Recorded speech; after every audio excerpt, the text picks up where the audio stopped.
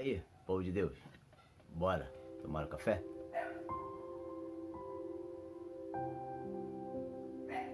Bom dia, bom dia, bom dia meu amigo, bom dia minha amiga, bom dia meu irmão, bom dia minha irmã, que Deus abençoe rico e poderosamente seu dia, amém? O texto desta manhã está no livro de Atos dos Apóstolos, capítulo número 4. Vamos estar lendo o verso 1 até o verso número 13, que diz assim: Estando eles falando ao povo, sobreveio os sacerdotes e capitães do templo e os saduceus, doendo-se muito de que ensinasse o povo e anunciasse em Jesus a ressurreição dentre os mortos. E lançaram mão deles e os encerraram na prisão até o dia seguinte, pois já era tarde. Muitos, porém, os que ouviram a palavra, creram, e chegou o número desses homens quase 5.000. E aconteceu que no dia seguinte reuniram-se em Jerusalém os seus principais anciãos e escribas, e Anás, o sumo sacerdote, e Caifás, e João, e Alexandre, e todos quanto havia da linhagem do sumo sacerdote. E pondo-os no meio, perguntaram: Com que poder ou em nome de quem fizeste isso? Então Pedro, cheio do Espírito Santo, lhe disse: Principais do povo, e vós, anciãos de Israel, visto que hoje somos interrogados acerca do benefício feito a um homem enfermo, e de modo como foi curado, seja conhecido de vós todos e de todo o povo de Israel, que em nome de Jesus Cristo, o Nazareno, aquele que vós crucificaste e a quem Deus ressuscitou dentre os mortos, em nome desse é que este está diante de vós.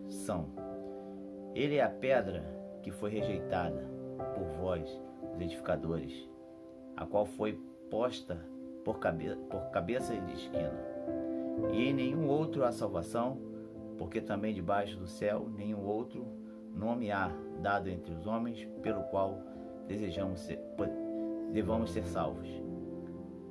Então eles, vendo a ousadia de Pedro e João, informados de que eram homens sem letras e indoutos, maravilharam-se e reconheceram que eles haviam estado com Jesus. Amém? Amados, vamos estar trabalhando esse texto em duas partes, hoje a primeira e amanhã a última, acerca do resultado de um milagre, ou melhor, os resultados de um milagre. Pedro e João entram na porta do templo chamada Formosa, encontram um homem coxo, que era coxo desde o ventre da sua mãe, estava ali, ele era colocado à porta do templo todos os dias. Ele estava pedindo esmola, pediu esmola a Pedro e a João. Eles disseram que nós não temos prata nem ouro, mas o que temos te dou. Em nome de Jesus Nazareno, levanta. E ele se levantou e foi curado.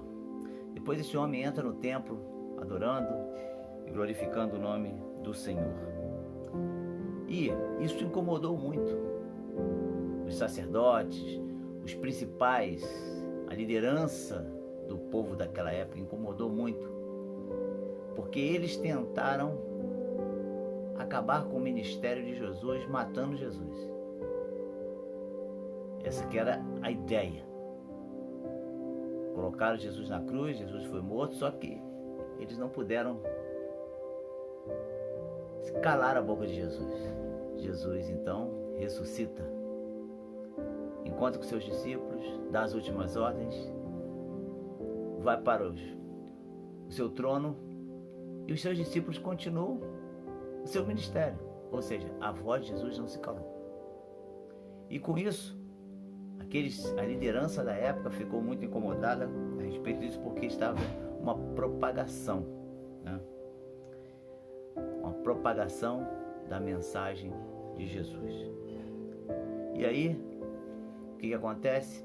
Pegaram Pedro e João, que estavam falando ao povo, estavam pregando ao povo, e lançam na prisão. Mas o efeito daquela pregação, quase 5.000 homens creram no Senhor, né? E Pedro e João foram então lançados na prisão. O primeiro efeito de um milagre é o que mesmo Pedro fala no verso número 9. visto que hoje fomos interrogados acerca do benefício feito a este homem enfermo e de modo como foi curado. O primeiro efeito de um milagre, ou consequência de um milagre, é a cura. É o benefício feito àquela pessoa que está enferma. Um outro benefício, uma outra consequência de um milagre aconteceu na vida de Pedro e João, que foi a perseguição. Pessoas se incomodaram com aquilo. Saiba que a cura de uma pessoa às vezes incomoda outras, por N motivos. Pode incomodar a outras, mas como Pedro mesmo disse, é um benefício feito a uma pessoa que está enferma, a cura. E Pedro e João pregavam, e não somente falavam, mas manifestavam a glória do Senhor. E ali Pedro ainda argumentando com o sumo sacerdote, com aquela liderança, ele diz que, olha, verso 12, em nenhum outro há salvação, porque também debaixo do céu nenhum outro nome há dado entre os homens pelo qual devamos ser salvos. Então eles, vendo a ousadia de Pedro e João, informados de que eram homens sem letras e indoutos, maravilharam-se e reconheceram que eles haviam estado com Jesus. Dois efeitos de um milagre: a cura e a prisão, que foi arbitrariamente dada acima de Pedro e de João.